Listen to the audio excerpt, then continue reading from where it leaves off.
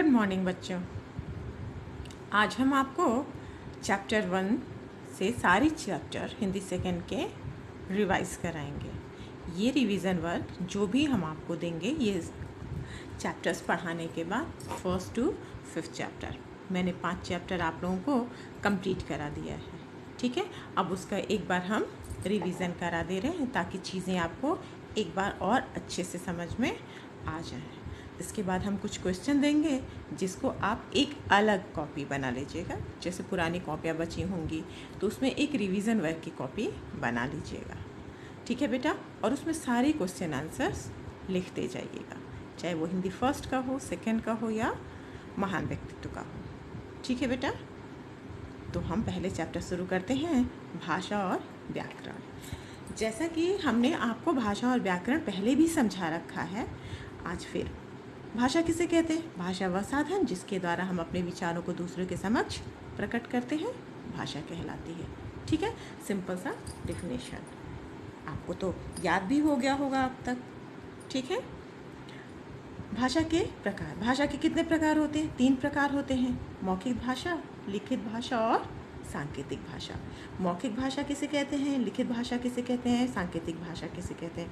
आपको ये भी पता ही है, फिर भी एक बार बता देते हैं। जो बोलकर बताई जाती है मौखिक भाषा, जब हम अपने विचारों को लिखकर प्रकट करते हैं तो लिखित भाषा, और जब हम किसी को इशारों से बुलाते हैं तो वो क्या कहलाती है? सांकेतिक भाषा। ठीक है बेटा, जब हम बोलकर अपने विचारों को या भावों को व्यक्त करते हैं मौखिक भाषा, लिखकर विचारों और भावों को व्यक्त करते हैं लिखित भाषा, जब हम अपने भावों और विचारों को संकेतों के द्वारा प्रकट करते हैं उसे सांकेतिक भाषा कहते हैं। ठीक है, ये तीनों चीज़ें क्लियर हो गई। अब है भाषा के अंग। भाषा के कितने अंग होते हैं? भाषा के 3 अंग होते हैं। कौन कौन से? वर्ण, शब्द और वाक्य।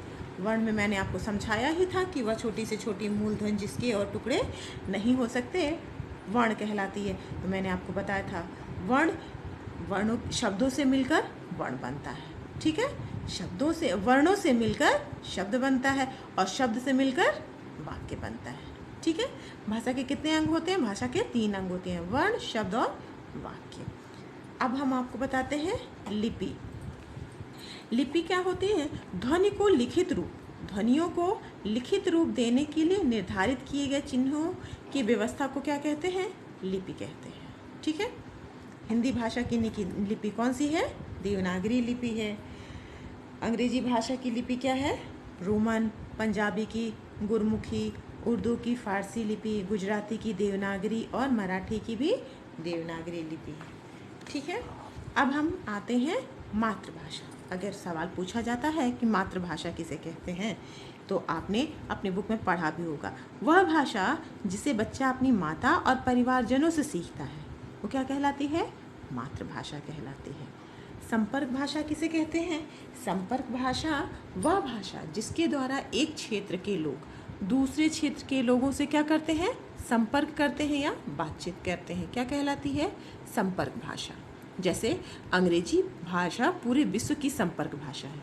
संपर्क भाषा क्या है? अंग्रेजी भाषा पूरे विश्व की संपर्क भाषा है। अब भारत में हिंदी भाषा भी संपर्क भाषा के रूप में प्रयोग होती है। भारत में कौन सी भाषा संपर्क भाषा के रूप में प्रयोग होती है? हिंदी भाषा। क्वेश्चन पूछा जा सकता है कि संपर्क भाषा किसे कहते हैं, तो आप आसानी से डिफिनेशन लिख सकते हैं। वह भाषा जिसके द्वारा एक क्षेत्र के लोग दूसरे क्षेत्र के लोगों से क्या करते हैं? एक क्षेत्र के लोग दूसरे क्षेत्र के लोगों से संपर्क या बातचीत करते हैं, संपर्क भाषा कहलाती है। क्लियर? अब आता है राष्ट्रभाषा। वह भाषा जिसका प्रयोग एक राष्ट्र के सभी लोग सार्वजनिक और सरकारी कार्यों में करते हैं। किसमें? सार्वजनिक और सरकारी कार्यों में करते हैं, उसे हम क्या कहते हैं? राष्ट्रभाषा। ठीक है, भारत की राष्ट्रभाषा क्या है? भारत की राष्ट्रभाषा हिंदी है। ठीक है, आप इसमें अंग्रेजी भाषा पूरे विश्व की संपर्क भाषा है, भारत में हिंदी भाषा संपर्क भाषा के रूप में प्रयुक्त हो रही है। आप बुक से देख सकते हैं कि 14 सितंबर 1949 को हिंदी को भारत की राजभाषा घोषित किया गया था। इसलिए प्रतिवर्ष 14 सितंबर को हिंदी दिवस मनाया जाता है। आप मनाते हैं ना हिंदी दिवस, जैसे आप टीचर्स डे 5 सितंबर को सेलिब्रेट करते हैं, वैसे ही 14 सितंबर को क्या मनाया जाता है? हिंदी दिवस मनाया जाता है। सर्वाधिक बोले जाने वाली भाषाओं में हिंदी विश्व में कौन सा स्थान रखती है? तीसरा स्थान रखती है। ठीक है, अब हम आपको बताते हैं ग्रामर। ग्रामर मतलब हम बोलचाल में विभिन्न प्रकार की अशुद्धियाँ करते हैं अपनी भाषा में, कर लेते हैं बहुत सारी गलतियाँ, और जब हम गलत बोलते हैं ना तो गलत लिखते भी हैं। इसी प्रकार जब हम भाषा को अशुद्ध लिखते हैं तो अशुद्धियाँ, यही जो गलतियाँ होती हैं वो आगे बढ़ती जाती हैं।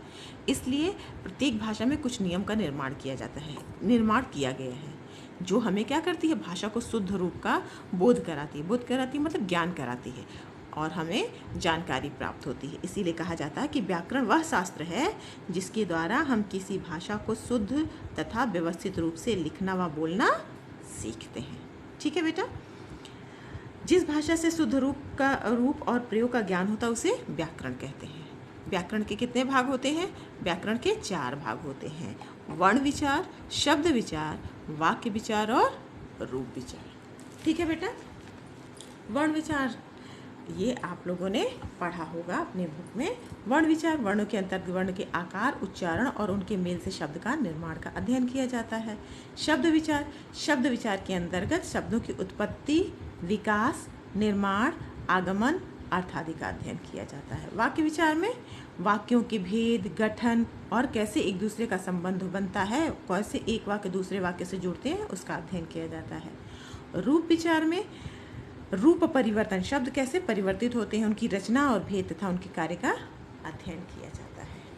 ठीक है बेटा, चैप्टर आपको मैंने फिर से रिवाइज करा दिया। पहला क्वेश्चन इसमें आता है, भाषा की परिभाषा को स्पष्ट कीजिए। तो कैसे स्पष्ट करेंगे? भाषा की डिफिनीशन लिखेंगे। ठीक है, भाषा वह साधन जिसके द्वारा हम अपने मन के भावों और विचारों को बोलकर या लिखकर प्रकट करते हैं, उसे भाषा कहते हैं। ठीक है, भाषा के कितने भेद होते हैं? भाषा के 3 भेद होते हैं। प्रत्येक के नाम लिखना है, लिख लेंगे। संपर्क भाषा की परिभाषा लिखिए। पूरे विश्व में संपर्क भाषा के रूप में कौन सी भाषा प्रयोग की जाती है? पूरे विश्व में संपर्क भाषा के रूप में अंग्रेजी भाषा प्रयोग की जाती है। संपर्क भाषा जब एक क्षेत्र के लोग दूसरे क्षेत्र के लोगों से अपनी बातों को प्रकट करते हैं, वह संपर्क भाषा कहलाती है। व्याकरण की परिभाषा स्पष्ट करते हुए उसके भागों के नाम लिखिए। व्याकरण के 4 भाग होते हैं। कौन कौन से? वर्ण विचार, शब्द विचार, वाक्य विचार और रूप विचार। अभी आपने पढ़ा ना व्याकरण के भाग। व्याकरण वह शास्त्र है जिसके द्वारा हम अपनी भाषा को शुद्ध तथा व्यवस्थित रूप से लिखना व बोलना सीखते हैं। क्लियर हो गया बेटा? Answer clear? हिंदी को भारत की राजभाषा कब घोषित किया गया?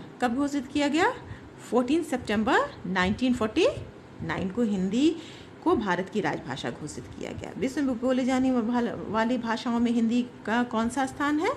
विश्व में बोले जाने वाली भाषाओं में हिंदी का 3रा स्थान है। अभी पढ़ा ना आपने कौन सा स्थान है? पढ़ा ना यहाँ पे 14 सितंबर 1949 को हिंदी को भारत की राजभाषा घोषित किया गया, और हिंदी का विश्व में 3रा स्थान है।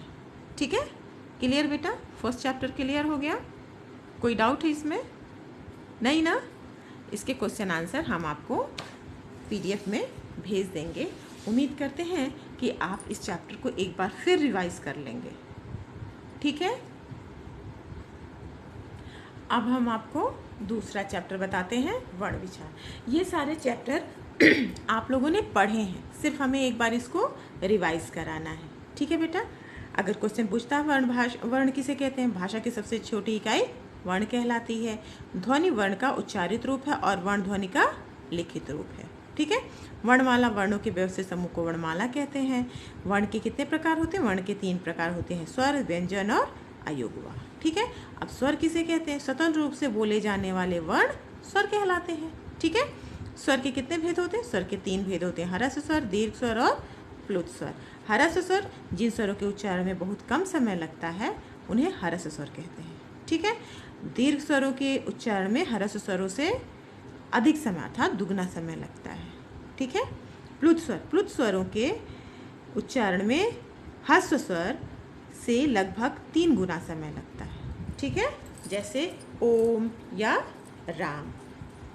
अब स्वर के बाद क्या आता है? स्वर के बाद आता है व्यंजन।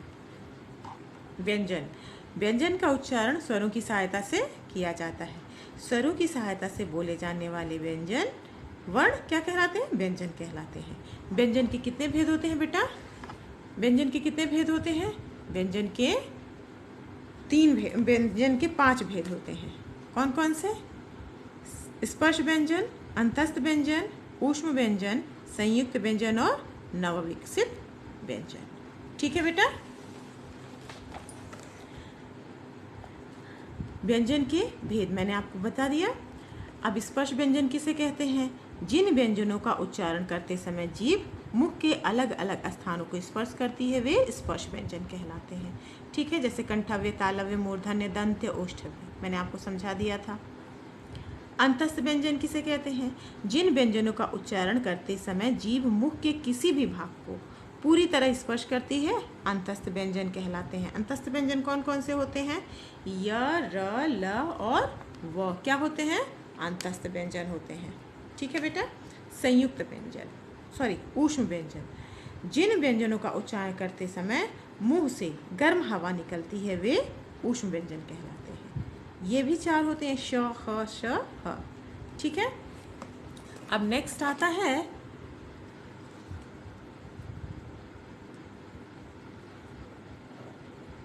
चौथा है संयुक्त व्यंजन।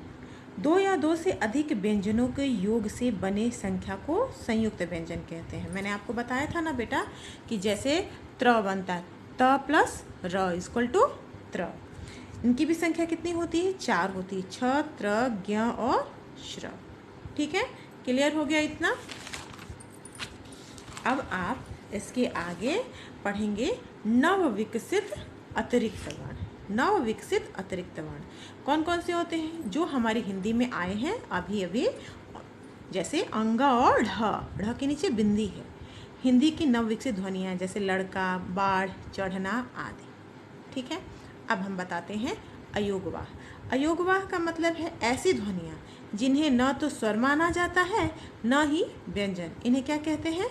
अयोगवाह। अयोग प्लस वाह बराबर अयोगवाह। अयोगवाह का प्रयोग 3 प्रकार से किया जाता है, अनुस्वार, अनुनासिक और विसर्ग। जिन वर्णों के उच्चारण में हवा केवल नाक से निकलती है वे अनुस्वार कहलाते हैं, जैसे शब्द अतः, नंदन। अनुनासिक किसे कहते हैं? जिन वर्णों का उच्चारण करते समय हवा नाक तथा मुख दोनों से बाहर निकलती है उसे अनुनासिक कहते हैं, जैसे चाँद।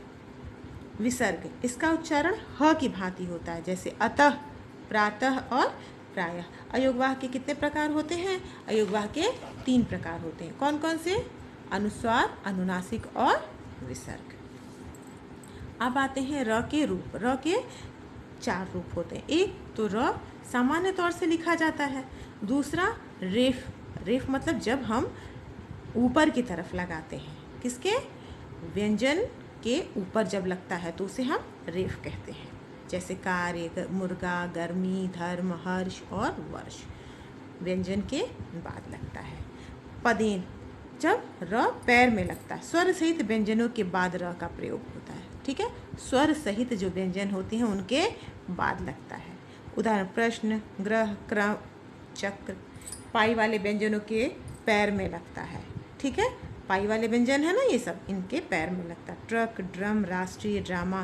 गोलाकार व्यंजनों के पैर में लगता है। गोलाकार व्यंजन में कौन से आते हैं? ट, ठ, ड, ढ आते हैं ना, क्योंकि ये सब नीचे से गोल होते हैं। अब हम बताते हैं आगत ध्वनियाँ। आगत ध्वनियाँ विदेशी भाषाओं से हिंदी में आई ध्वनियों को क्या कहते हैं? आगत ध्वनियाँ कहते हैं, जैसे आ, ज, फ, डॉक्टर, बाजार, रफ्तार। उच्छिप्त व्यंजन किसे कहते हैं? उच्छिप्त व्यंजन का मतलब होता है कि वे व्यंजन जो हमारी हिंदी भाषा में आए हुए हैं। हिंदी भाषा में आए हुए हैं का मतलब ढ और ढ क्या है? ये क्या ढ और ढ? ये उच्छिप्त व्यंजन माने जाते हैं। इन्हें हिंदी वर्णमाला में नहीं रखा जाता। इनके द्वारा किसी शब्द का आरंभ भी नहीं होता, लेकिन किसी शब्द का निर्माण जरूर होता है। ठीक है बेटा। अब है संयुक्त व्यंजन। संयुक्त व्यंजन जब 2 या 2 से अधिक स्वर रहित व्यंजन, क्या? स्वर रहित व्यंजन आपस में मिलकर एक नया व्यंजन बनाते हैं तो क्या कहलाता है? संयुक्त व्यंजन कहलाता है। ठीक है बेटा। अब हम पढ़ते हैं द्वित व्यंजन।